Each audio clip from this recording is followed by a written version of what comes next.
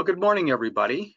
I want to welcome you to the Division of Real Estate, and we have some education for you this morning. We're just going to take a little time, not a long time, just to let you know that the HO office puts out annual reports, and we're going to show you where to find those, as well as we're going to highlight some things that are on there. So I'm Gary Kajowski. I'm the education manager for the division, and we have with us Amanda Lopez, who is the program assistant for the HOA Information and Resource Center. And Amanda is the go-to person when it comes to registrations, helping you get everything done, and helping the HOA information officer with anything that he needs that we can do. And that might involve everything from CORA requests to general information, getting copies of statutes, everything else.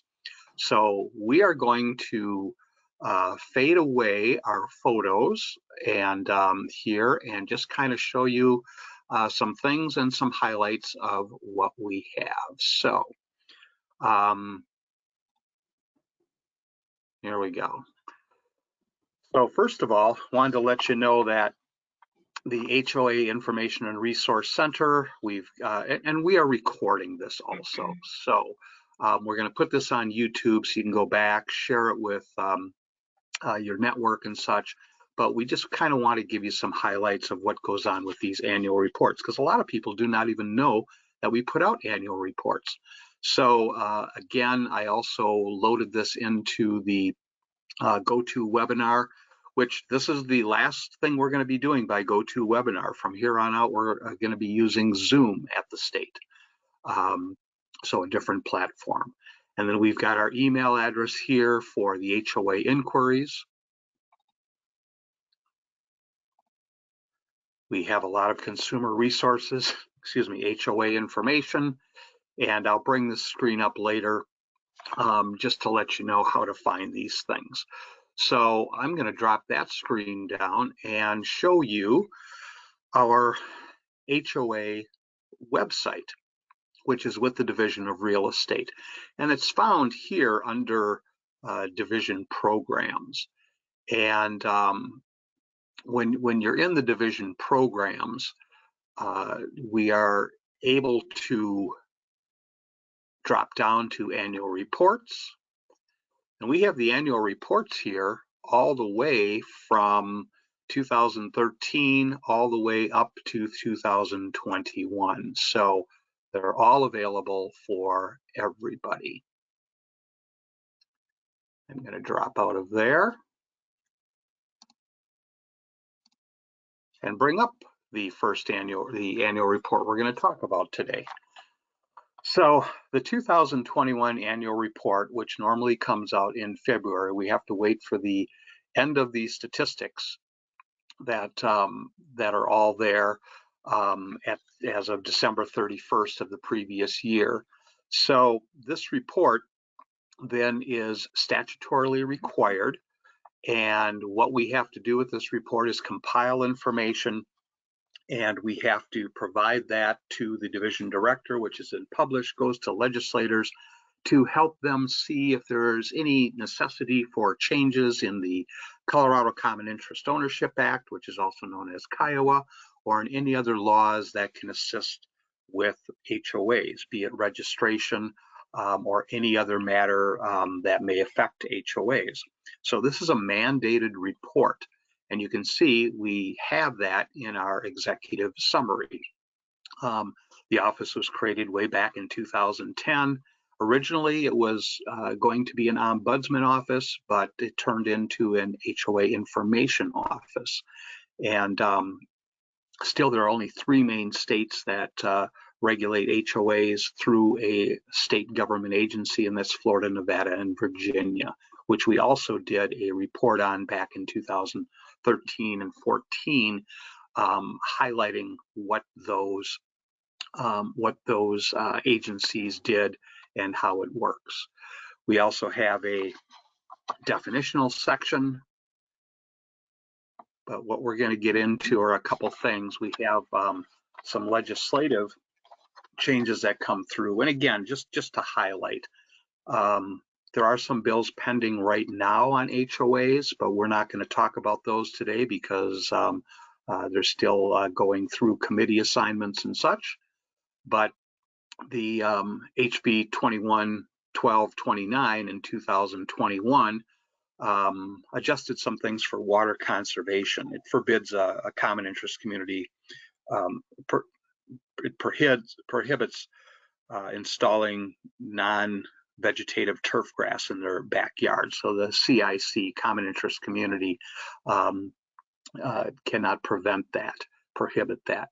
You'll also notice a lot of people ask, hey, you know, the Kiowa law doesn't talk about HOAs. Nowhere in the Kiowa law does it say HOA. They're common interest communities. And that's why you'll always see CIC, common interest communities, which an HOA is a common interest community.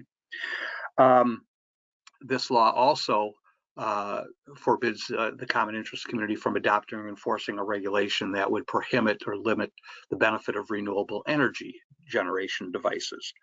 And then it also adjusted association records. And basically, the HOA has to have a list of fees, charges, assessments, expenses that are chargeable. So homeowners know about that annually, what those fees are, so they're not surprised. It also, what's really important is this bottom line. This provision includes statutorily defined damages against an association that does not properly provide the documents as requested under the statute, of a fine up to $50 per day. And I would imagine some homeowners, if some of you are from HOA, your managers in HOAs or your board members that are listening today, be aware of that change in the law, because some folks may end up taking it to small claims court. So you don't want to be the offending association and run up a bill doing that. Then we also had the flag bill that came through. Stated purpose to provide additional protection for homeowners' freedom and expression in an HOA under the Kiowa law. Previously, you know, it pretty much talked about the American flag and military flags and such, political signs, but all this is subject to reasonableness. And as you can see, that's going to be somewhat subjective. Reasonable, content neutral limitations. So the HOAs are probably going to need to get to their legal counsel to draft things up where those are reasonable protections if they're prohibiting certain flags or information being passed on. Next, we're going to talk about registration, and I'll just give a quick introduction, and then Amanda's going to take over on that because she's a registration expert. But the HOA office does, under statute, require HOAs to register with the state. And it's a way for the legislature to know how many HOAs there are and what's going on with the nature of HOAs. How many condos are there, how many PUDs there are, how many co-ops, timeshares, etc. So it is a requirement that the HOAs register. And right now, as you can see, for 2021 here, we have 7,819 that are actively registered and 2,815 that are not. So Amanda, you want to talk a little about registration? Yes, thank you. First, good morning. And I, again, will talk about the registrations on HOAs in Colorado.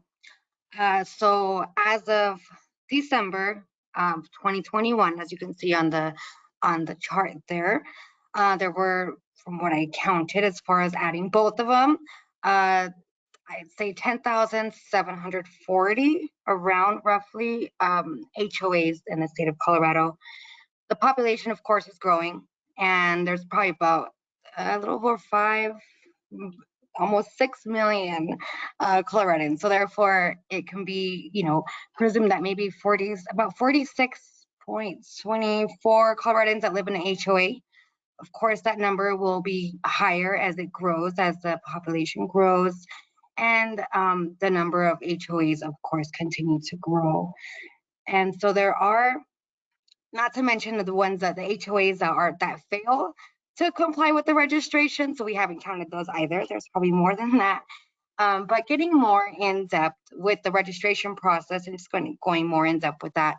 So as Gary mentioned, an HOA must first comply with the state, as far as with the Secretary of State also, to get that registered, to get their entity registered prior to registering the HOA with the Division of Real Estate.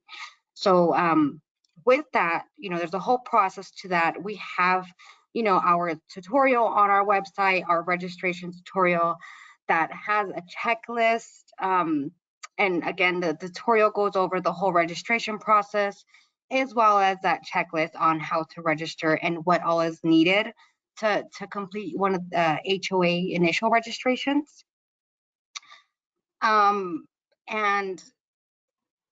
as far as the HOAs go, again, the population is just growing and growing with the state of Colorado. And as I mentioned, there's about 46.24 Coloradans, so it's gonna continue to grow. There's different management types, of course, and that's all depending on as far as the registrations go as well. That will be part of the registration as far as the different type of management, whether it's a self-managed HOA or a self-managed or a managed by a management company. But I did want to stick with the registrations. They are renewed annually, and they also expire on the anniversary date of the initial registration. So the registration fee for the HOA is also going to be dependent on what the annual revenues are for an HOA. So if the annual revenues for the HOA exceed $5,000, then the registration fee is $33. And that also falls with the renewals. If the annual revenues do not exceed the $5,000, whether it's a renewal or initial registration, that fee is going to be waived. And all that information, of course, is going to be on our website. You can see there's a whole, again, checklist, just information on how to register. It goes over every single process that you need to know when it comes to registrations. But yeah, that's pretty much, there's so much to learn about the HOA registrations, and I'm always happy to help with understanding the process. And yeah, we have our website, which will contain the website to register the HOA. So I could say that our website, when it comes to an HOA, is going to be your best friend, because it's going to have all the information that you need when it comes to registering an HOA in Colorado. And Amanda, if I remember, on our YouTube channel, we have a video of how to register. Do we have one in both English and Spanish? We do have one only in English. I am actually wanting to do, and I will be doing one in Spanish as well. That way, again, of course, we have, our Latino community who also are part of HOAs, and who are also part of, some HOAs are part of the board. So definitely Spanish is going to be one that I will be doing as well. And Amanda's doing a great job looking at documents, like, for instance, she transcribed some of our important materials and other videos in Spanish for that community, as well as the complaint form in Spanish. So we're going in that direction, so we have the additional language for folks. Yes. And again, anybody who needs assistance with the registration and help with registering, I know it can be a confusing process. I am always happy to lend a helping hand. Thanks, Amanda. And as I go through other parts, just jump in when you like. One of the things here we did want to show you too is, the statistics that we found this past year do show a strong preference by HOAs for professional management. And we still get calls about the CAM program, Community Association Manager Licensing and Regulation. That no longer exists. That ended in July 2019. However, the number of professional management did not decline. So that still seems to be the preference for HOAs to use professional managers. And then also in the statistics, self-managed common interest communities, HOAs, they tend to, when they're planned communities, most of them tend to take that on themselves, especially when there's limited services. So there might not be as much of a need for the expertise of a professional manager who might be able to have a lot more services for some of these planned communities that just have limited services. So inquiries, and Amanda, you can jump in on this one because you take a lot of inquiries. We'll probably surpass 3,652 here in 2022, the way things are going. But we take in a lot of emails, phone calls, written correspondence, mail, you name it. And they call on just about every subject area. And it's not just homeowners and it's not just boards. It's also managers, it's attorneys, it's legislative assistants, legislators. It's a lot of people. We even have, sorry, Gary, we even have, you know, people from the city and county of Boulder, police officers who are trying to do like a crime. They have like their crime, you know, within their community, and they speak to their HOAs. So they want to know how many HOAs are in, for example, the city of Lakewood. How many are in? So we also get, you know, again, with police officers giving us a call. We have, you know, people from different agencies. So it's, again, it's everybody's calling us and wanting to know about our HOAs. Exactly. And fire departments due to wildfires, so they can get warnings out. And some years back when we had the flooding, they were also trying to get contact information from us for that. And we have a list that is updated automatically, constantly on, excuse me, on our website that you can download and see all the HOAs, and it comes in an Excel spreadsheet that you can categorize it and filter it according to zip codes and such. But here's just a few things that, you know, people inquire about. Just the HOA center in general, the HOA documents. We get so many comments on Kiowa, and what we do is we send folks the common interest, Colorado Common Interest Community Kiowa document, as well as a nonprofit act, so they have that. And if it's possible that we can point out a certain section that that is relevant to them. We get so many calls on association documents, and then we can highlight section 317, for instance, of Kiowa for that, or other sections that they're looking for. One of the main statutory requirements of the HOA Center is to help people understand their rights, but also their responsibilities of living in an HOA. It's not one-sided. Someone that lives in an HOA, for instance, I have responsibilities, not just rights that I would like enforced, but I'm responsible for certain things for the community also.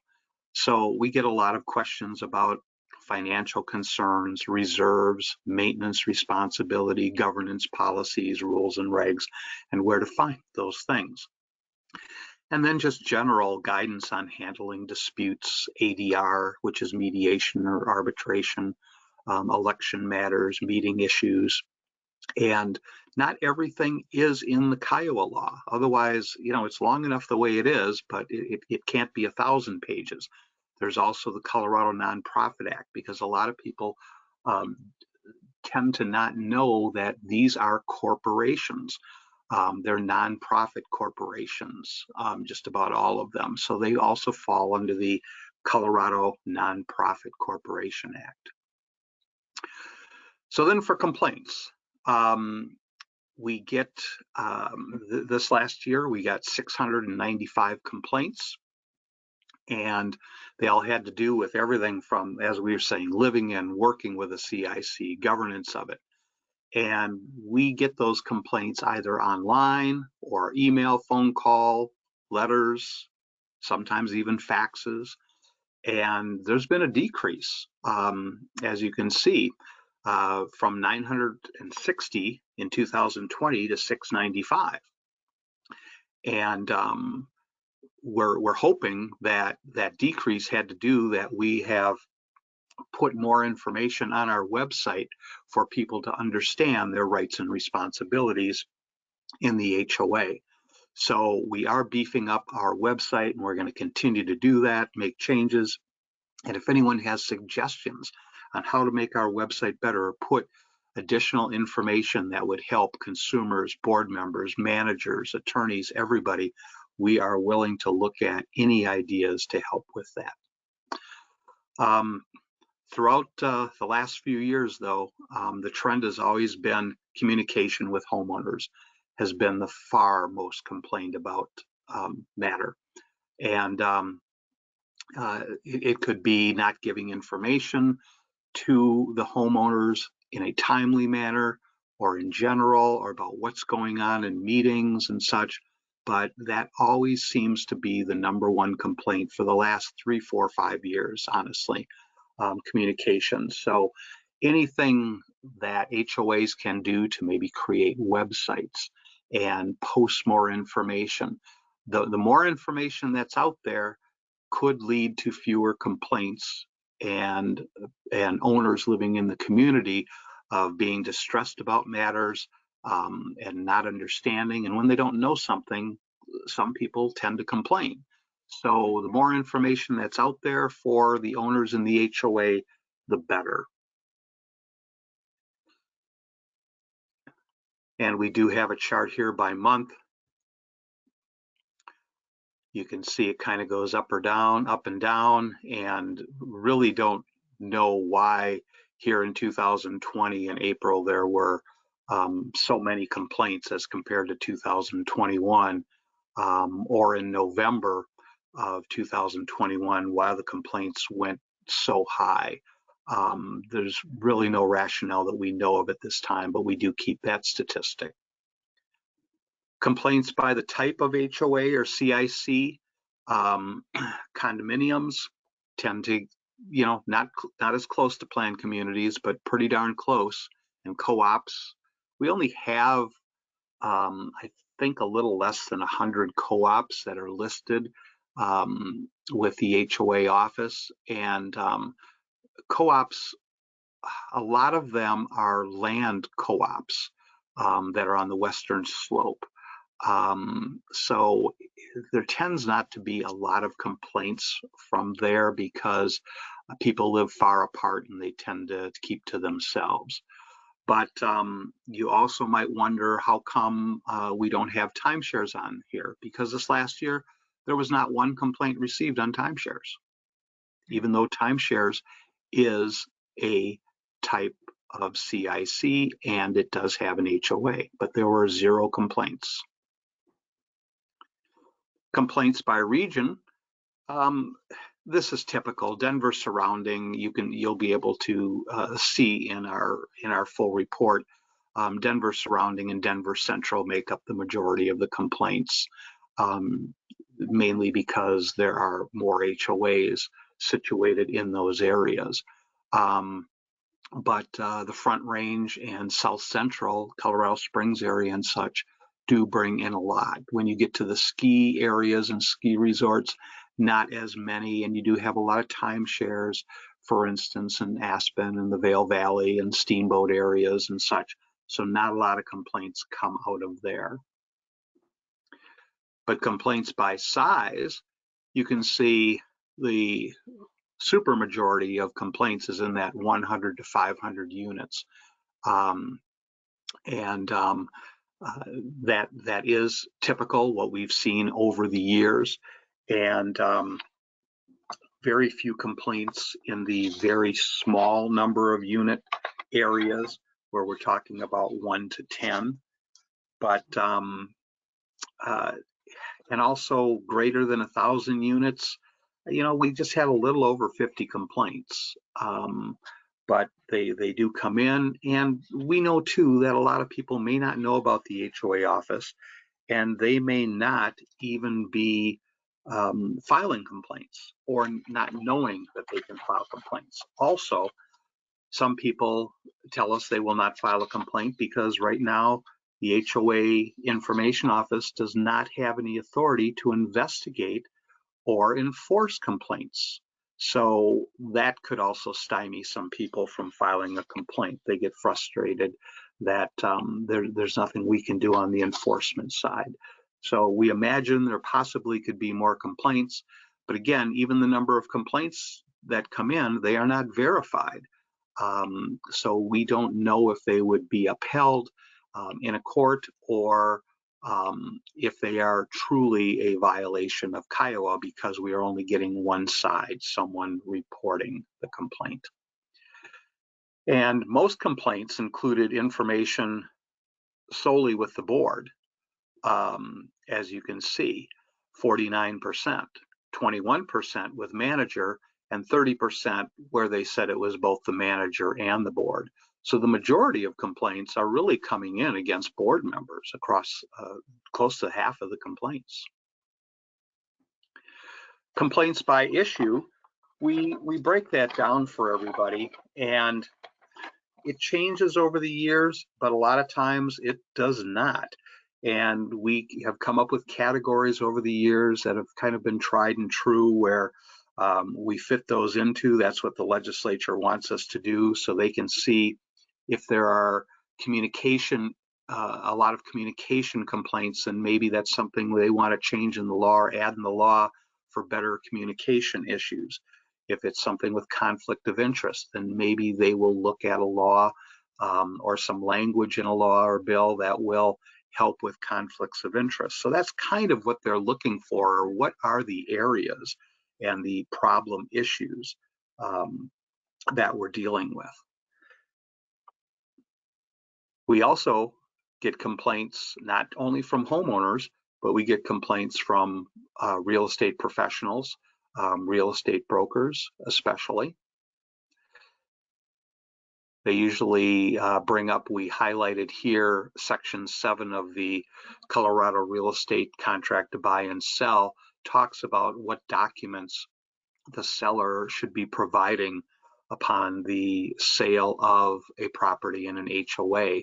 And a lot of times people are not getting that documentation from the seller, or the seller who's responsible is not getting that documentation from the HOA. So that's been a problem. So always take a look at Section 7 of the Contract to Buy Sell. We call it the CBS. It lays out what documents are to be received and by when. And they're important documents that someone needs to know: the financial status of the HOA, as well as what rules and regulations there are. Because once you close that deal and you're in the HOA, you're bound by those things. So it's better to know those things ahead of time.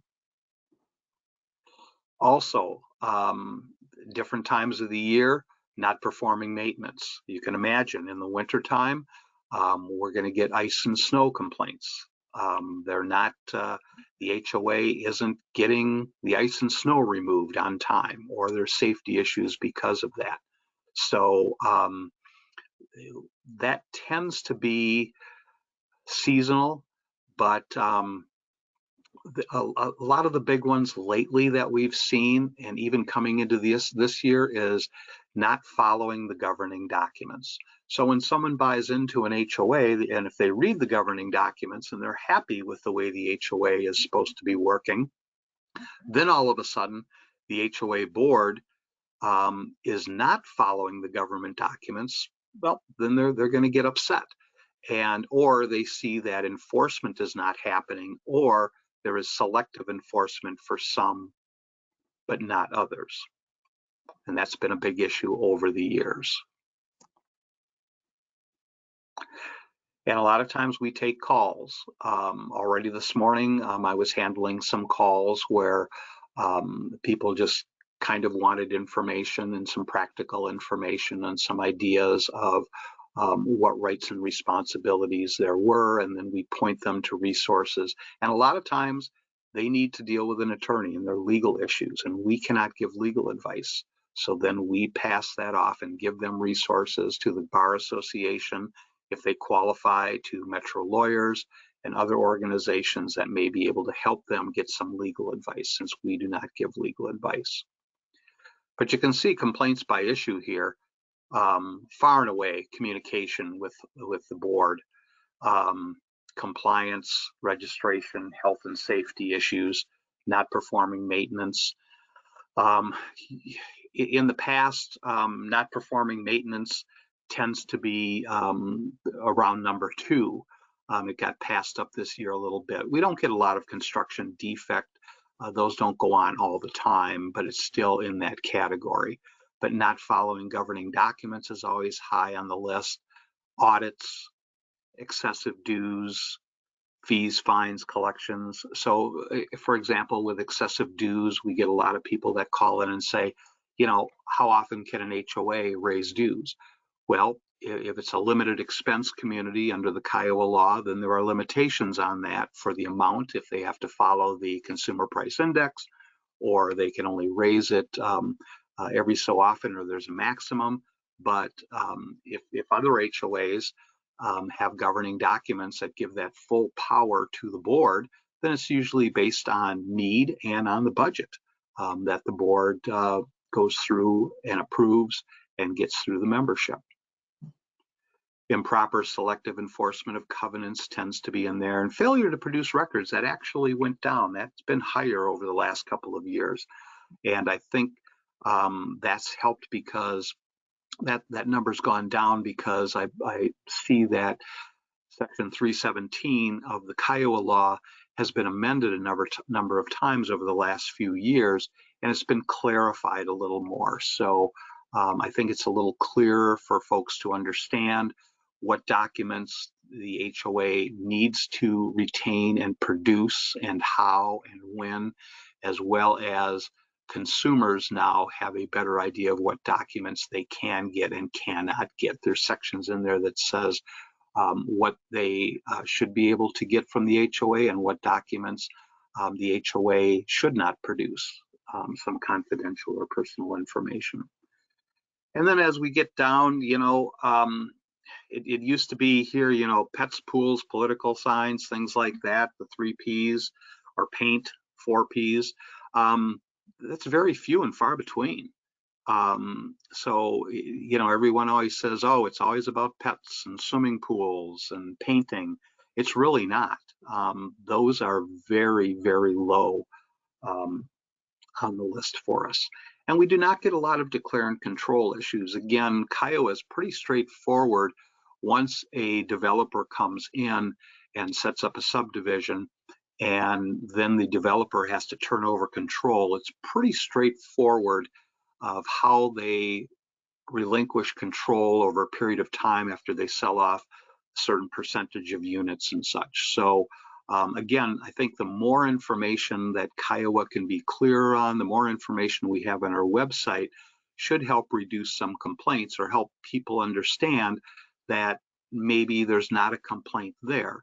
But of course, there are a lot of reasons for folks to file a complaint, because things are not going right in their community. So to kind of wrap up, and then Amanda, I'll have you jump in if there's any last thoughts you have too. We want to increase our education and outreach, but we want ideas from all of you. So anything that you can provide to us, please do. We are happy to consider it and even discuss with you which could help with statistics, what could help with educational information. We have a lot of information on our website. We have a YouTube channel. We have about 20 videos on board member education. There is a lot of information out there for HOAs. We're trying to be the one-stop shop in Colorado where you can get the up-to-date HOA information. So anything you can help us to get to, and to help you as a consumer, a homeowner, a real estate professional, a community association manager, or a board member. We want to help you all to do that.